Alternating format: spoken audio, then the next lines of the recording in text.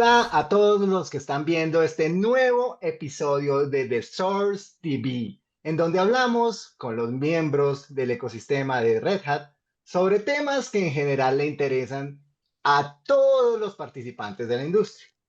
Y como era de esperarse, hoy vamos a hablar sobre inteligencia artificial, que está revolucionando el mundo de TI, pero adoptarla por FOMO o miedo a quedarse atrás puede salir costoso.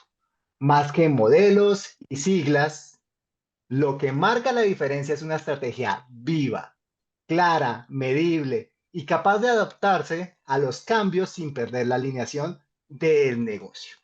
Soy Felipe Liscano, más conocido como Pipelis, y como podrán ver estoy súper emocionado de contar con dos grandes personajes que tienen relación con este campo. Y sin más anuncios, voy a dejar que ellos se presenten. Primero, me encantaría que María nos cuente quién es y qué hace en el día a día. Hola Felipe, ¿qué tal? Mi nombre es María Bracho, soy sitio de Red Hat para Américas. Comencé mi historia con inteligencia artificial desde redes neurales cuando estudiaba ingeniería y mi trayectoria en la tecnología ha pasado desde el área aeroespacial, a hardware, a software y hoy en cloud computing. Mi misión en Red Hat es lograr que la tecnología compleja sea simple, potente y abierta. Genial. Bueno, y Sebastián, cuéntenos cuál es su rol y qué hace hoy en día en su organización. Gracias, Felipe y María.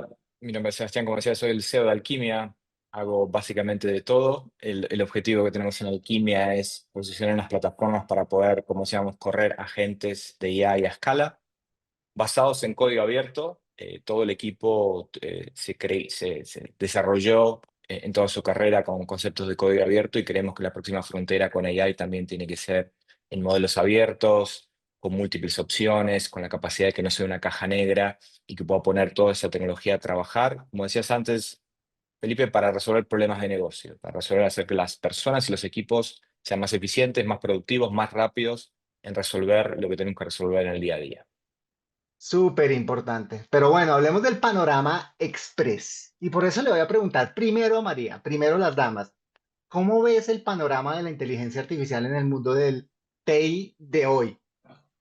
Bueno, es difícil hablar con alguien que esté trabajando en TI que no tenga una opinión, una pequeña experiencia, una gran experiencia, un plan o una estrategia alrededor de inteligencia artificial. Y quienes no lo tienen todavía quieren tenerlo lo antes posible. Entonces, en eso nos encontramos, Felipe. De verdad que por eso es precisamente por eso que estamos contentos de hablar contigo sobre este tema porque creo que va a ser súper relevante e interesante también para las personas que te escuchan. Como decía María, creo que hoy estamos en el momento más de pico, digamos, es importante AI porque es una tecnología que también la mayoría de los ejecutivos prueban en el día a día, lo tienen en sus celulares, tienen acceso a los modelos, le preguntan, sus hijos hacen la tarea con AI, entonces creo que parte del trabajo que venimos haciendo desde Alquimia junto con Red Hat es bajar esa experiencia a algo empresarial. Cuando uno lo usa dentro de una empresa, aparecen muchas cuestiones de planificar bien el despliegue de esas pruebas, la seguridad de los datos, de dónde vienen los datos, cómo se va a administrar y, como decíamos antes, las gobernanzas. Empiezan a aparecer un montón de tópicos que tenemos que llevarlos a la mesa en muchas de las discusiones que tenemos, porque a veces las pruebas se hacen muy rápido sin pensar, ok, si esto funciona y cuando se lleva a producción a escala, toda la complejidad y todos los riesgos que vienen inherente a eso. Entonces estamos avanzando en ese camino de llevarlo en que verdaderamente sea una herramienta competitiva para la mayoría de las empresas.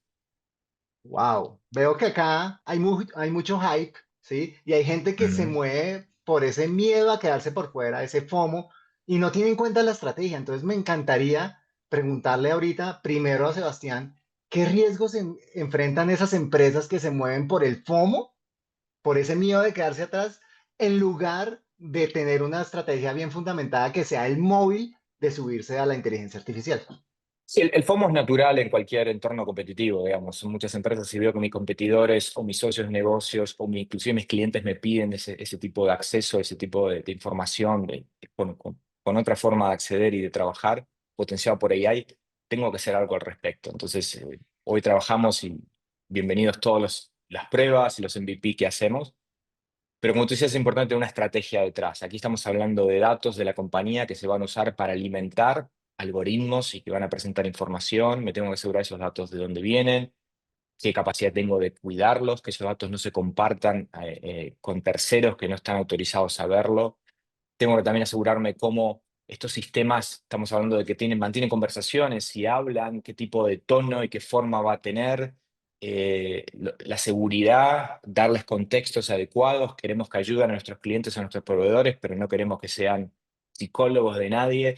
Entonces hay que separar muchas veces en AI, estamos viendo en Gen AI, que luego vamos a hablar, esa experiencia consumer que hoy tenemos de le pregunto sobre todo y me contesta sobre todo de la experiencia empresarial, donde tenemos que entender cuál es el flujo de trabajo que va a resolver, cuál es el contexto, cuáles son las condiciones de borde y cuáles son la seguridad y los guardrails y de alguna manera la forma en que vamos a darle formato a esa inteligencia. ¿No? Lo que no queremos es salir en social media con un montón de datos nuestros publicados en redes sociales o con conversaciones tóxicas con empleados o con usuarios. Entonces, esa parte de entender exactamente lo que estamos resolviendo, con qué datos y para qué clientes es fundamental. Y hoy estamos teniendo muchas conversaciones asegurándonos de poder movernos rápido con eso. Y ahora, María, ¿tú tienes la misma perspectiva o tienes algo más que añadirle a ese escenario tan complejo que muchos sienten que están forzados, por así decirlo, a enfrentar? De acuerdo con Sebastián, yo creo que a veces el miedo puede ser algo positivo si nos ayuda a transformarlo en acción de hacer algo. El problema viene cuando necesitamos actuar sin un plan establecido, sin entender muy bien o tratando de entender la tecnología. Los ingenieros somos especialistas en aprender haciendo y también nos equivocamos. Mm. Entonces, yo creo que este miedo, esta intención o acción a experimentar con inteligencia artificial también puede llevar a partes de la empresa a generar diferentes iniciativas que no sean cohesivas y que terminemos resolviendo los mismos problemas en distintas veces. Y el tema de gobernanza en una empresa puede ser muy difícil y muy difícil combatir este Shadow AI, como teníamos antes Shadow IT, que no sabíamos qué parte de la compañía estaba consumiendo qué tipo de recursos. Igual podemos estar rehaciendo o reinventando la manera como estamos haciendo AI y resolviendo problemas doblemente o creando problemas adicionales. Entonces creo que eso es algo que tenemos que tener muy pendiente, pero yo en general siento que ese FOMO, ese fear of missing out nos ayuda siempre y cuando lo utilicemos para tomar acción y ir chequeando nuevamente cómo vamos actuando. Bueno, indudablemente al usar Gen AI en las empresas toca tener los pies en la tierra. Por eso es importante entender los beneficios y los desafíos de implementar IA generativa en procesos como el desarrollo de software, la creación de contenido e inclusive en la atención al cliente. María, ¿tú cómo lo ves? Mira, yo veo dos áreas grandes de beneficio para tratar de resumir. Una, para mejorar la productividad de los equipos de trabajo en tecnología. Hay muchas aplicaciones que tienen soluciones de inteligencia artificial generativa que terminan ayudándote a operar ese tipo de tecnologías. Desde Red Hat lo hemos hecho con nuestra línea Lightspeed. Hemos infusionado inteligencia artificial en nuestras plataformas como RHEL, OpenShift y Ansible con Lightspeed, que básicamente es utilizar inteligencia artificial generativa para ayudar a los operadores a utilizar estas plataformas al máximo. Es decir, puedes utilizar Ansible preguntándole de una vez a la plataforma que te ayuda a generar playbooks, puedes utilizarlo con RHEL 10, nuestra última versión, para poder entender qué tipo de dependencias tiene el sistema operativo con el resto de los aplicativos. Puedes utilizarlo con OpenShift AI, con OpenShift, Lightspeed, para saber, por ejemplo, el estado de los clusters que tienes desplegado. Entonces, esa parte ayuda a la productividad de los equipos que están operando eh, este tipo de plataformas y tecnologías. Por otro lado, yo creo que también desplegar GenAI para mejorar no solamente la productividad, esa es la primera parte. La segunda parte que veo es eh, utilizar la data corporativa o la data que las empresas tienen y entender cómo puede ser explotada esa data en nuevos líneas de negocio. Es decir, hoy tenemos, con los datos que tenemos hoy, servimos al cliente con un cierto número de servicios, pero repensar esta data que tenemos, este customer base que tenemos, ¿cómo podemos potenciar este negocio que tenemos hoy con inteligencia artificial generativa para generar valor en otra área? Y ahí es cuando empezamos a crecer o empiezan a crecer las empresas exponencialmente porque se abre nuevos ámbitos de trabajo y nuevas áreas de inversión. Eso es súper impresionante. Y yo creo que ahí viene ese crecimiento en inversión que todos los analistas predicen que va a ocurrir con inteligencia artificial generativa. Sebastián, ¿algo que añadir? Creo que el gran salto que tenemos ahora es el concepto generativo y que entienda texto y que pueda escribir o que pueda hablar. Creo que yo estoy trabajando en muchas ideas con agentes que tengan que ver con la voz. Hay un montón de em, roles en las compañías o en servicios que trabajan con personas, con personas humanas que no tienen acceso a un computador, a un archivo, a una planilla de cálculos, donde podrían usar la voz para ir describiendo la situación en la que están, por ejemplo, resolviendo un problema de atención al cliente, una emergencia, temas de medicina. Estamos viendo muchos casos interesantes en todo lo que es mantenimiento, reparación de equipos, donde tengo una persona adelante, bien adelante de la línea y puede hablarle a ese corpus de texto, toda esa experiencia y toda esa información que decía María, que es interna, que tiene mucho valor, sacarle información, sacarle valor y resolver su problema más rápido. Entonces, creemos que vamos a ver un disparo en productividad porque estamos básicamente reduciendo la fricción de la forma en que interactuamos con los sistemas. La información está, puedo hablar, puedo hacer una pregunta, puedo describir mi situación y rápidamente obtener información para tomar una decisión y seguir avanzando. Entonces, eliminamos capas. Antes tenía que tener una notebook, un computador, un navegador, una planilla de texto, saber a cómo hacer un dashboard, hacer un reporte.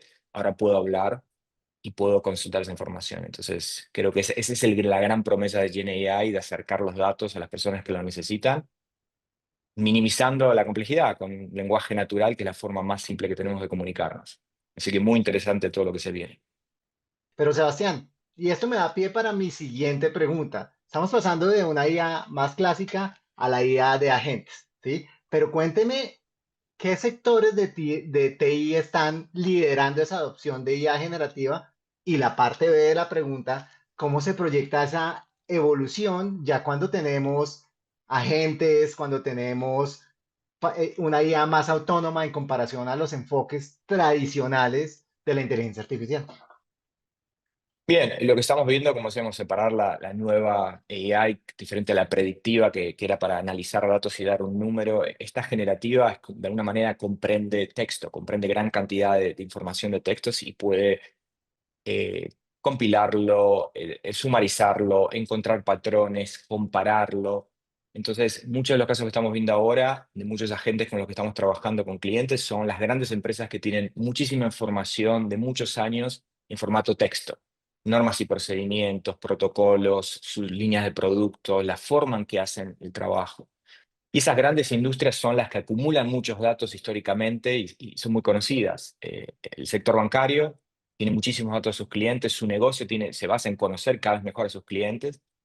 El sector de seguros también tiene que ver con eso, tiene procedimientos, la forma que reacciona, la información histórica.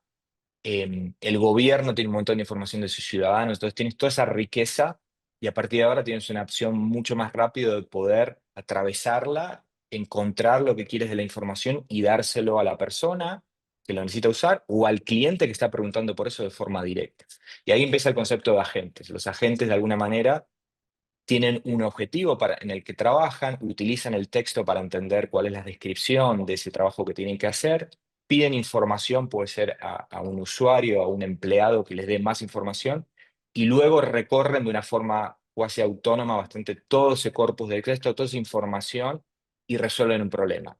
Clasificar a una persona, clasificar un problema, calificar el acceso o no a un producto, encontrar la próxima pregunta o la próxima recomendación a una persona. Entonces, estamos viendo eso, donde trabajo que antes se solía hacer de forma ir pasando en estadios por diferentes grupos que iban tomando información. Un agente o varios agentes, empezamos a ver el grupo de agentes, se coordinan entre sí, tomando la información necesaria, razonando sobre cuál es el próximo paso que tienen que tomar y encontrando en esos grandes bases de datos de texto de información el próximo paso que tienen que tomar y la próxima información que tienen que servir. Entonces desarmamos un flujo típico enterprise ahora por diferentes agentes que complementan lo que hacen las personas que trabajan con los clientes, complementan los sistemas que expongo hacia afuera, trabajan internamente con esos datos y devuelven esa información, como decíamos, puede ser en texto, inclusive en voz, ¿no? Hablado. Entonces empiezo a acelerar mi capacidad de resolver esos problemas de manera exponencial. María, ¿tú cómo lo ves? ¿Cómo ves esa evolución? Completamente de acuerdo. Yo creo que tú preguntabas qué tipo de empresas, quién está liderando esta adopción. Creo que todas las empresas que tengan contacto con seres humanos para conversar, para leer, para ver imágenes, para tener ese intercambio basado en lenguaje, todas están intentando de alguna u otra manera llegar a potenciar sus servicios con este tipo de tecnología porque la verdad es que así sea, eh, que tengas la respuesta exacta, precisa y correcta, que a veces no es así. Todas las respuestas suenan muy bien y suenan muy bien, son muy rápidas, tiene servicio 24/7. Entonces, es todo ese tipo de beneficios es algo que la interacción con el cliente lo requiere, la interacción con seres humanos lo requiere, o sea, ya sea el cliente o ya sea el mismo equipo dentro de la empresa. O sea, también vemos todas las empresas, su equipo de recursos humanos, por ejemplo, tratando de hacer un montón de interacciones ya sea con el grupo que organiza viajes, el grupo que te maneja los recursos humanos, el grupo de legal que te maneja todos los documentos de la empresa. Entonces, en todos estos lados vemos muchísimos casos de uso relacionados a esto. Y luego, Sebastián estaba hablando cuando agentes se conectan con el público, pero ya cuando vas a agentes conectándose con agentes, ya el lenguaje no tiene que ser tan apto para humanos, pero puede ser ya más apto para agentes y puede ocurrir muchísimo más rápido. Entonces, acelerar todo este tiempo de respuesta, no downtime 24/7, creo que ahí veo muchísimo potencial. Bueno, y cuando todas las respuestas suenan bien, suenan creíbles, fidedignas, entra un campo supremamente importante que es la ética y la gobernanza. Entonces, me gustaría saber qué implicaciones hay en estos dos campos al implementar agentes de IA en un entorno empresarial. María, ¿tú cómo lo ves? Sí, fíjate que nos pasa lo mismo con las personas. O sea, cuando tú escuchas a una persona hablando de una manera elocuente, cuando escuchas a una persona que no tiene acento, o cuando escuchas a alguien que tiene un acento raro, inmediatamente tú dices, oye, ¿será que es verdad? ¿Será que no es verdad? ¿Será que sabe de qué está hablando? ¿Será que no sabe? Lo mismo pasa con las respuestas que nos dan los agentes. Son súper coherentes, son gramaticalmente correctas, son convincentes. Entonces, si de verdad no sabes sobre el tema en el que estás conversando, tú dices, oye, yo no sé, pero suena bien. Y si le preguntas algo de un tema que sí sabes, te puedes dar cuenta de, wow, eso suena bien, pero no es verdad. Entonces, es muy necesario poder tener guardrails o barandas, ya sea otros agentes, otros modelos o agentes revisando si la respuesta es eh, lo mismo que le pedimos a la gente. Es verdadero, es necesario, es real y está correcto decirlo en este momento. Ese tipo de trabas deberíamos ponérselas también a los agentes, a las respuestas de los agentes, a las respuestas de los modelos de lenguaje para, para estar en lo correcto. O sea, ya tenemos, sobre todo en Latinoamérica, en Estados Unidos, acaba de salir hace unos meses un guidance de AI, en Europa también. Hay regulación ya en el mundo sobre cómo hacer inteligencia artificial generativa de manera ética y de manera responsable. Pero la verdad es que no hemos visto muchos casos o aplicados genéricamente, no hay mucha consecuencia de implementar inteligencia artificial de manera no ética. Entonces queda en nosotros, los profesionales de tecnología, y queda ya en el tratar de hacerlo de la mejor manera. Y esta misma tecnología nos puede ayudar a hacerlo de una manera ética, crear esas barandillas, crear básicamente la reputación de nuestra empresa. O sea, utilizar estos sistemas como también parte de lo que es nuestra empresa, de la cara de nuestra empresa en frente a clientes. Entonces, es bastante necesario. Sebastián, ¿algo que agregar? Sí, fundamental, que es muy importante esta parte. Creo, como hablábamos al inicio, no es lo mismo la experiencia consumer de que lo uso para resolver problemas de mi próximo viaje o la tarea de mis hijos, de un entorno enterprise, donde el daño reputacional de hacer algo que esté, una respuesta que esté mal hecha, que tenga mucho bias, que referencie cosas que no se pueden referenciar o que use información de más y comparte información que no debería compartir, es muy costoso en reputación y pueden ser años. Creo que esto, al ser, como decíamos, todos esos beneficios que tiene de ir cada vez más rápido y es exponencial, justamente es exponencial también el riesgo el que estoy tomando. Entonces, ahí donde vemos el valor de las plataformas empresariales, de pensar esto como una plataforma empresarial, como un B2B, donde yo tengo control sobre el modelo, control sobre los guardrails, las barandillas, como decía María, donde uso diferentes modelos para poner un agente a trabajar, pero que otros agentes coordinen o otros modelos tengan, tengan que decir sobre la información que entra y la información que sale. Eh, eso va a ser fundamental en los próximos años, va a diferenciar las compañías, así como cuando tomamos una persona, un ejecutivo, se sube a una compañía, toma cursos de manejo de prensa, hay códigos de ética, de lo único que puede decir y lo que no puede decir, todo eso se tiene que seguir aplicando con una gente. Finalmente la gente resuelve un problema de negocio e interactúa con mis proveedores y con mis empleados. Entonces, la apuesta y lo que nos gusta de las plataformas on-prem, controladas o en cloud, que se gestionan por parte, que yo tengo más control y no es una caja negra como puede ser OpenShift y Alchemia AI, es tener acceso a eso, poder definir esos controles, definir esos bordes, definir lo que se puede hacer y lo que no se puede hacer, para cuidar mucho de esa reputación. Pues las empresas tienen muchos años en construir esa reputación y se cae muy, muy rápido. Así que para mí es fundamental este tema y soy muy apasionado a asegurarnos que esto sea controlable. De acuerdo. O sea, es más difícil construir la reputación que dañarla. Eso se puede en un segundo Absolutamente. caer. Entonces, María, me gustaría que nos cuentes qué variables mandan cuando hablamos de modelos de lenguaje grandes o pequeños, incluso algunos hablan de medianos, porque en esto pues hay datos, hay latencia, hay costo, hay privacidad, o sea, pero las empresas generalmente dicen, ¿cómo hago para elegir qué es lo mejor para nosotros? La cantidad de parámetros es súper importante al definir el tipo de modelo. Entonces hablamos de Large Language Models, 70 billones de parámetros, como Small Language Models, 7 billones. Entonces, igual son muchos, pero importa mucho. Te diría que preferencia entre uno y otro depende qué quieres lograr.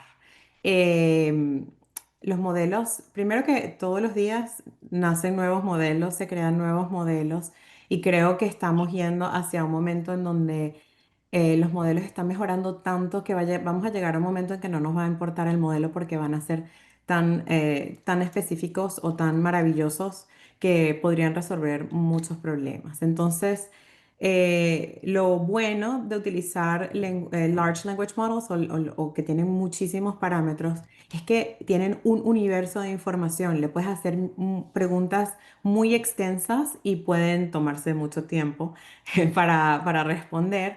Y también cuesta mucho entrenarlos, poder agregar la data que tú quieres para tener cierto tipo de respuestas que tú necesitas. Entonces, cuando necesitas saber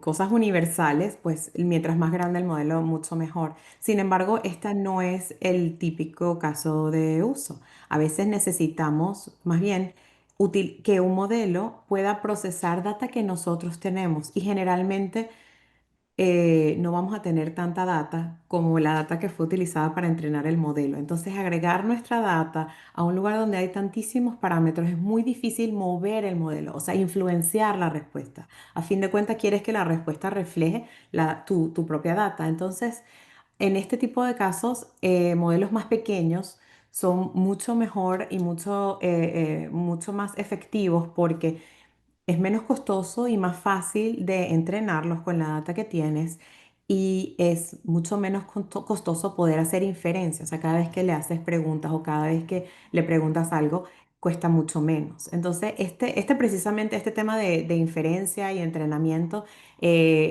son temas en los que Red Hat ha invertido muchísimo, específicamente tenemos un Red Hat Inference Server basado en VLLM para poder hacer mejor inferencia y más efectiva cada vez que le preguntas al modelo, poder acelerar el tiempo de respuesta, reducir el tiempo de respuesta y reducir también el costo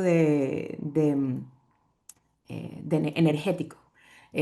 Todo esto suma reducción de costo a cada vez que haces inferencia. Entonces, tú no quieres tener un sistema de inteligencia artificial generativa que sea fantástico, que te dé muchísimas respuestas, pero que cada vez que le quieras preguntar algo, tú dices, ay, ¿cuánto me va a costar esto?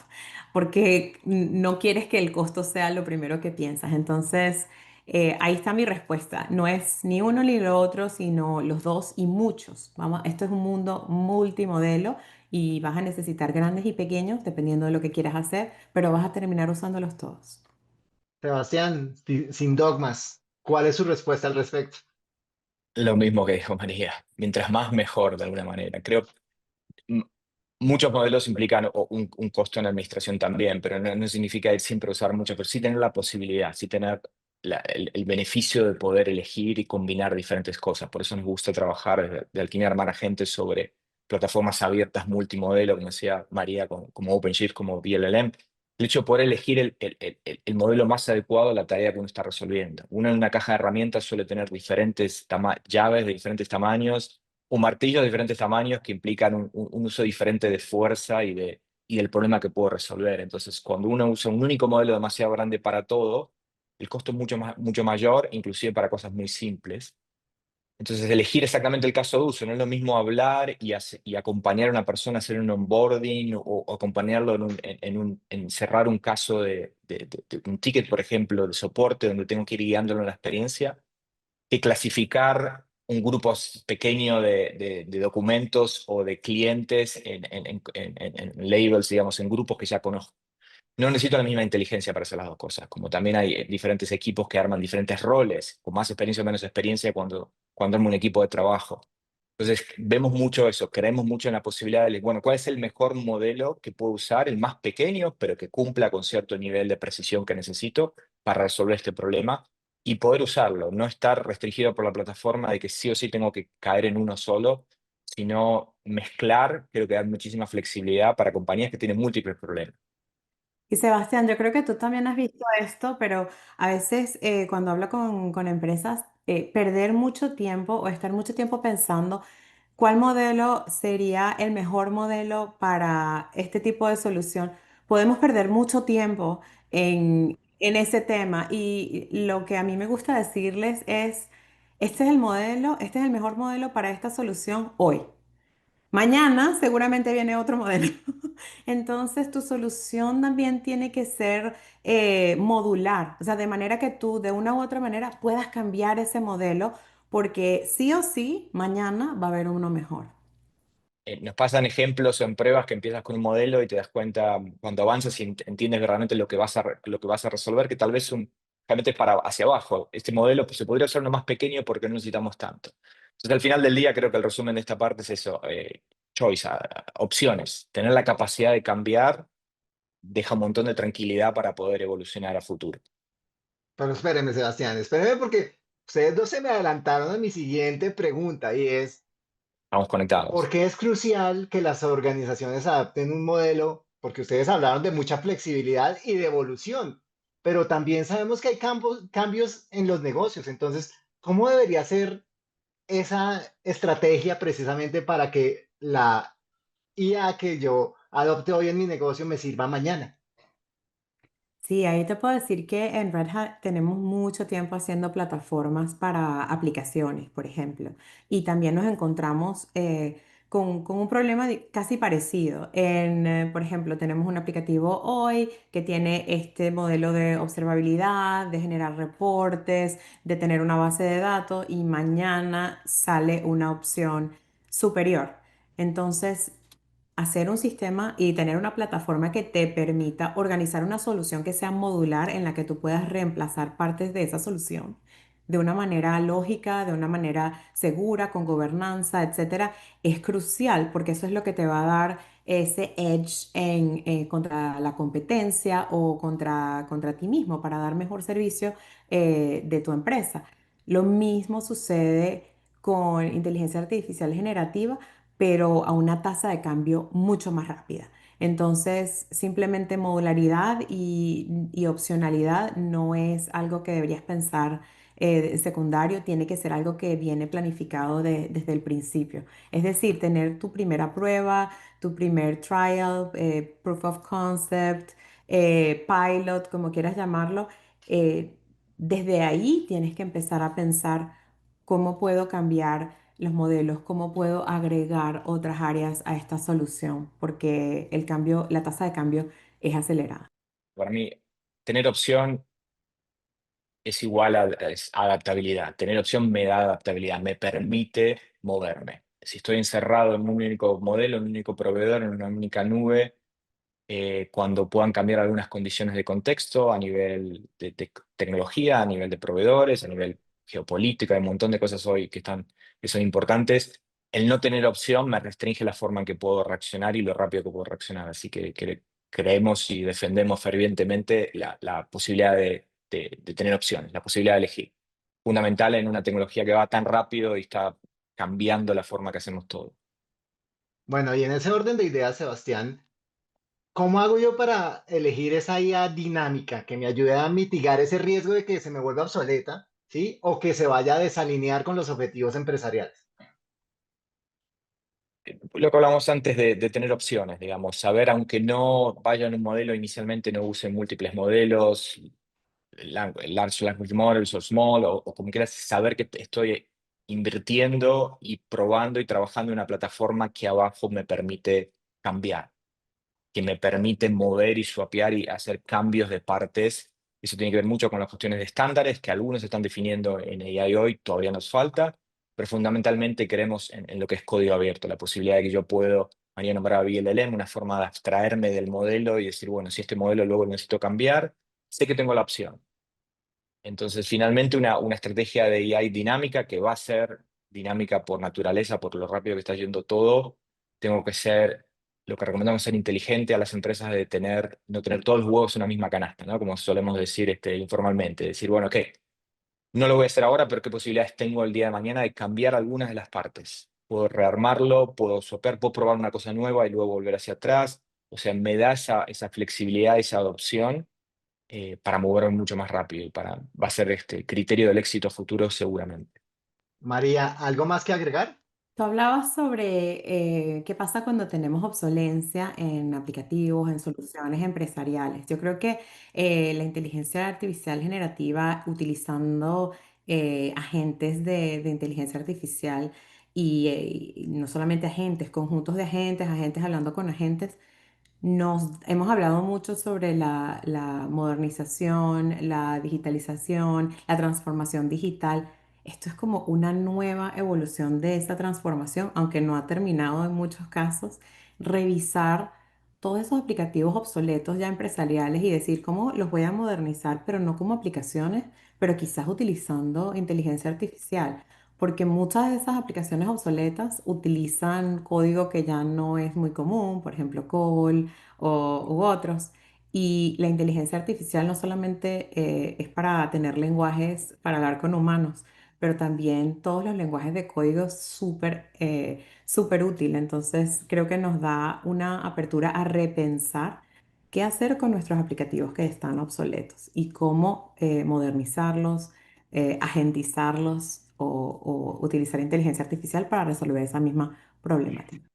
María, Cuéntame un poco qué rol juegan los equipos multidisciplinarios, ¿sí? Porque en este mundo de la adaptación continua en la estrategia de IA, vemos que se enfrentan muchos cambios tecnológicos, regulatorios y hasta de mercado. Sí, cuando pensamos en inteligencia artificial generativa, pues nos imaginamos ya a un grupo, al grupo de tecnología, de TI, etcétera. Pero esto es en realidad una solución que necesita un equipo multidisciplinario. ¿Por qué? Porque vamos a resolver problemáticas de negocio y a veces la problemática de negocio, el equipo de TI no tiene la menor idea. Entonces necesitamos al equipo, por ejemplo, de legal. Por ejemplo, al equipo de negocio, por ejemplo, al equipo de banca que sabe de contacto con el cliente, que nos puede explicar la problemática y el caso de uso para luego nosotros junto con el equipo de tecnología empezar a desglosar cómo se ve esta solución, cuáles son los resultados esperados y luego poder traer eso a una plataforma que tenga gobernanza, que cumpla todos los requerimientos de seguridad, de auditoría, etcétera, que ya tienen todos los equipos de TI. Pero esto entra en un loop que involucra a toda la empresa. Básicamente lo que estamos viendo hoy en el concepto de GenAI con agentes es uno no inserta un agente en un workflow que preexistente, sino la mejor manera es repensar ese flujo de trabajo, porque hay una parte ahora que antes tal vez era manual, que implicaba mucho tiempo, que se hace de otra manera. Entonces, es involucrar al equipo que hoy tiene el proceso y decirle, bueno, cuáles son las tareas que no agregan valor, que son muy complejas, que son muy riesgosas, que implican encontrar patrones, como decíamos, leer texto, entender el lenguaje que lleva mucho tiempo. ¿Cómo la podemos llevar a un agente que lo haga? ¿Y cuál es el rol de la persona que lo hacía antes? Más bien en coordinar y calibrar a ese agente y enseñarle o marcarle o aprobarle las tareas que está haciendo, de alguna manera marcarle cómo es que tiene que ir trabajando. Entonces involucra por ahí repensar un poco la forma en que trabajábamos. Entonces, como se llama María, el equipo de negocio, que es el que quiere tener ese servicio mucho más rápido, tiene que repensar el flujo de negocios. IT tiene que no perder control de lo que se está haciendo, de la data que va, tema de seguridad también es un rol importante. Bueno, la información que va a estar pasando entre todos esos agentes, esa información hacia dónde va, de dónde viene, quién la consume. Inclusive recursos humanos, porque estamos un poco repensando la forma que vamos a hacer el trabajo y las personas se van a mover a hacer otro tipo de tareas de mayor valor o de enseñar o de darle, como decíamos, límites a los agentes, mejorarlos cada vez más, calibrarlos. Entonces, cómo ese rol se diseña, cómo ese rol se compensa, cuáles son los incentivos. Entonces, estamos viendo que con el tiempo cada vez estos cambios son muy profundos y va a haber muchas áreas, no solamente IT. Lo peor que puede hacer es que Haití, digamos, genere esto y ponga un sistema sin que tenga adopción y sin que tenga apropiación del resto de las áreas porque no va a ir a ningún lado. Entonces, estamos empezando a ver cómo transitamos estos caminos de adopción que son muy interesantes de algo que cambia mucho la forma de trabajar. Hablabas un poco de la adaptación de estos equipos a trabajar juntos. Yo creo que hay un tema aquí de aprendizaje multidisciplinario, o sea, tanto los equipos de TI, de entender cómo trabajar con modelos, cómo hacer agentes, cómo empezar a modernizar la plataforma para que pueda darle soporte a todo este nuevo ecosistema de inteligencia artificial. Pero también los equipos de negocio tienen que empezar a aprender a entender qué estamos esperando de esta tecnología. O sea, cuál es la experiencia y cómo crece, cómo cambia esta experiencia. Porque el público también está experimentando con inteligencia artificial, así sea como consumidor. Ya la gente, los niños, los estudiantes tienen ChatGPT y están esperando ese wow, ¿entiendes? Entonces también necesitamos entender qué es ese nuevo wow desde el punto de vista de negocio y cómo funciona la tecnología. La compañía, todos estos equipos multidisciplinarios están aprendiendo, entonces hay que ser un poco pacientes y también tenaces en que este aprendizaje siga ocurriendo constantemente. Bueno, y me quedo con algo que decía Sebastián de repensar, ¿sí? Anteriormente se pensaba en la IA como una caja negra, ¿sí? Nadie entendía. Pero ahora llegan organizaciones como Red Hat y Alchemia AI que comparten la misma visión de que la IA debe ser no solo poderosa, sino también explicable, empática y hasta centrada en los problemas que deben ser reales, o sea, no es implementar AI por AI, sino AI para resolver problemas reales. Por eso me gustaría preguntarle primero a Sebastián y después a María, ¿cómo se traduce esa visión en acciones prácticas para apoyar a esas empresas que están en su camino precisamente para implementar estas nuevas tecnologías? Creo que se conecta mucho con con la respuesta anterior, lo que hablábamos previamente y lo que María también nombraba. Primero, hay que hacerlo con un trabajo interdisciplinario y mapear bien cuál es el flujo de trabajo y el caso de uso, o sea, cómo se va a usar estos agentes de GenAI y en qué momento de un flujo de entrada-salida de información, de cómo la empresa hace negocios. Entonces hay un tema más humano, digamos, de poder coordinar y entender quién va a diseñar ese agente, quién le va a decir lo que tiene que hacer, quién le va a poner los límites y cómo se hace eso, cómo se describe.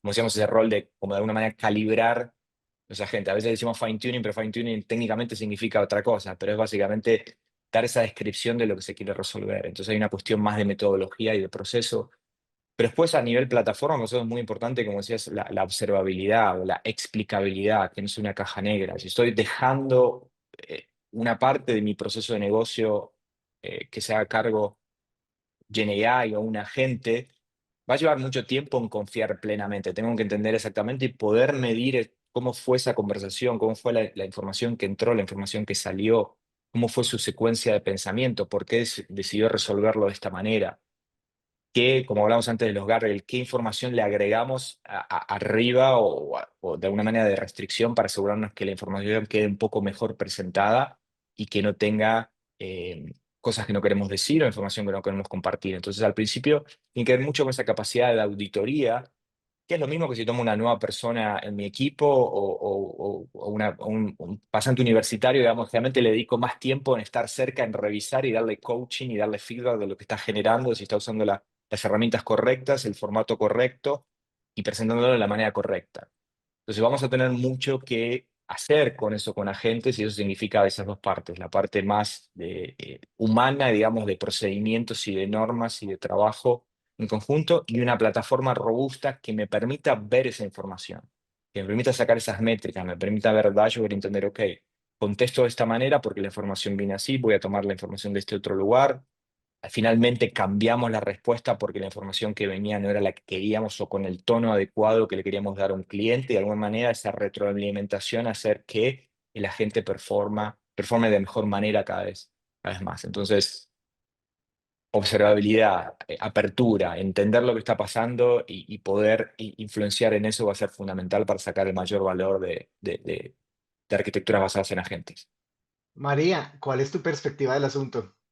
Sí, bueno, Sebastián acaba de describir cómo Alquimia tiene una visión de cómo implementar una solución de Agentic AI y como esta visión hay en el mercado muchísimas opciones. Hay proyectos de open source que tienen mejores prácticas, cómo hacerlo. Esta es una problemática que la puedes solucionar de mil maneras, pero tener una guía como un partner como Alquimia de verdad es súper valioso para clientes para poder entrar y empezar a generar valor casi inmediatamente. Entonces, esa aceleración al valor del negocio es invaluable. Desde Red Hat nosotros estamos enfocados en ser la plataforma donde soluciones de estas, de AI, puedan correr en el entorno que mejor convenga. O sea, nuestro partnership con Alquimia es importante porque ellos crean una solución robusta para crear agentes de IA que resuelven problemas de negocio y nos acercan más hacia ese usuario final. Pero nuestra plataforma se enfoca en poder correr en el ambiente que sea, ya sea on-prem, en la nube, en el edge, y que, digamos, no importe dónde haces este tipo de inferencia o de entrenamiento de modelos o de servir el modelo, porque al final de cuentas todos estos casos de uso pueden ocurrir on-prem, en la nube, en el borde, etcétera. Entonces, para nosotros poder abstraer la complejidad del hardware y de la nube para que los resultados que los clientes quieren con la solución de Alquimia puedan suceder exactamente donde sean necesarios, con toda la seguridad, gobernanza, etcétera, que nos caracteriza. Bueno, y ya para cerrar, vamos de la visión a la acción. Entonces, quiero preguntarle primero a María, ¿en qué proyectos están trabajando precisamente para ayudar a esas organizaciones a construir una estrategia de IA que sea más eficaz y sobre todo duradera?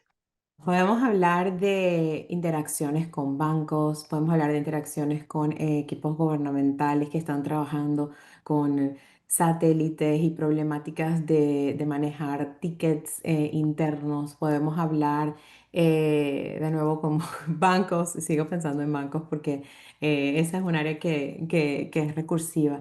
Y también en industria. Entonces, en realidad veo que hay muchísimo valor para nosotros en conversar con clientes junto a partners como Alquimia y otros, porque en realidad generan un valor, generan un wow, pueden hacer demos de lo que es posible, del arte de lo posible, y le abren a nuestros clientes el entendimiento de qué podrían hacer con la data que tienen hoy. Entonces, podemos ir a la acción muy rápidamente. De verdad que creo que esto es una solución que es impresionante, lo rápido que podemos llegar a tener un piloto, tener una solución y luego poder iterar. Eso para mí ha sido lo más reconfortante de este partnership con Alquimia. No solamente crear un primer piloto, un primer agente, un primer caso de uso, sino es ver cómo las empresas empiezan a entender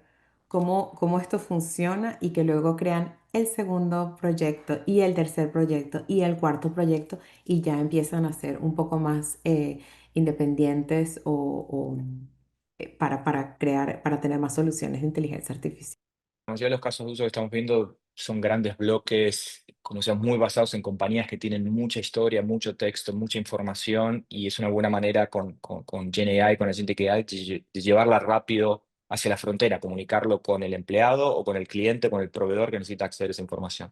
Entonces vemos mucha actividad en todo lo que es primera línea de soportes, básicamente, es tener una interfaz conversacional para resolver problemas que yo tenga con la compañía, o sea, poder dar soporte técnico frente a tickets, poder revisar el estado de mi operación, si estoy en un banco, cuándo me van a devolver la información que publiqué o que envié para evaluación, etcétera, etcétera. Realmente eso está en sistemas internos y ahora tenemos una forma muy rápida de poner un agente que maneje esa conversación y que maneje no solo la conversación de darle la información al cliente, sino si el cliente repregunta o tiene dudas o no entiende, lo pueda mantener esa conversación. O sea, no es una única respuesta, es un set de respuestas que siempre decimos no determinístico, no sabemos exactamente cómo va a preguntar el usuario, entonces tener esa capacidad conversacional para ir guiándolo hasta que resuelva su problema, o si no lo podemos resolver, reenviarlo a un equipo humano o una atención al cliente que lo pueda acompañar. Pero todo ese primer triage que le hicimos de trabajo inicial, vemos mucha acción ahí. Todo lo que sea onboarding, todo lo que sea también agentes que permitan, reciban mucha información de un cliente y un proveedor, la clasifiquen, la sumaricen, la organicen y se lo den a un equipo que tenga que evaluar ese cliente para que sea nuevo cliente o un proveedor para que sea nuevo proveedor o para darle una línea de crédito. Ahí hay mucha información que hay que revisar. Y de vuelta, esa información realmente está basada en texto, entonces siempre los agentes van a ir un poco más rápido en encontrar lo que está bien, lo que está mal, lo que por ahí es un signo de pregunta, lo que es una alerta y dárselo a un equipo para que pueda avanzar mucho más rápido y eso hace que ese ciclo sea mucho más corto. Empiezo a hacer negocios con mi cliente más rápido, empiezo a aceptarle productos a mi proveedor mucho más rápido, empiezo a vender mucho más rápido. Y finalmente también estamos viendo los equipos de IT, María nombraba algunos ejemplos también, el código, escribir código termina siendo texto, es un lenguaje, COBOL o Java o Python es un lenguaje como es el inglés o el español, tiene sus estructuras, tiene su forma y estamos viendo también cómo usar muchos con IT para la operación interna muchos agentes que permitan leer más rápido ese código, decirme lo que está bien, lo que está mal, dependencias, errores que pueda haber. Entonces también los equipos internos están usando agentes para hacer su trabajo un poco más rápido, los equipos internos de tecnología. Así que son tres grandes espacios donde vemos mucha acción y mucho pedido para usar este tipo de tecnologías. Bueno, definitivamente ha sido una conversación increíble, muy enriquecedora. Realmente he aprendido muchísimo y estoy seguro que ahora la audiencia también tiene una visión mucho más clara de la AI y la industria. Sí, definitivamente esto es un campo que se mueve muchísimo. María, Sebastián, muchísimas gracias por compartir todo ese conocimiento y los casos de uso que nos han contado. Y a todos los que nos acompañaron hasta este momento, los invitamos a seguir conectados con The Source TV para más episodios llenos de innovación y soluciones prácticas. Nos vemos en la próxima y muchos éxitos para todos.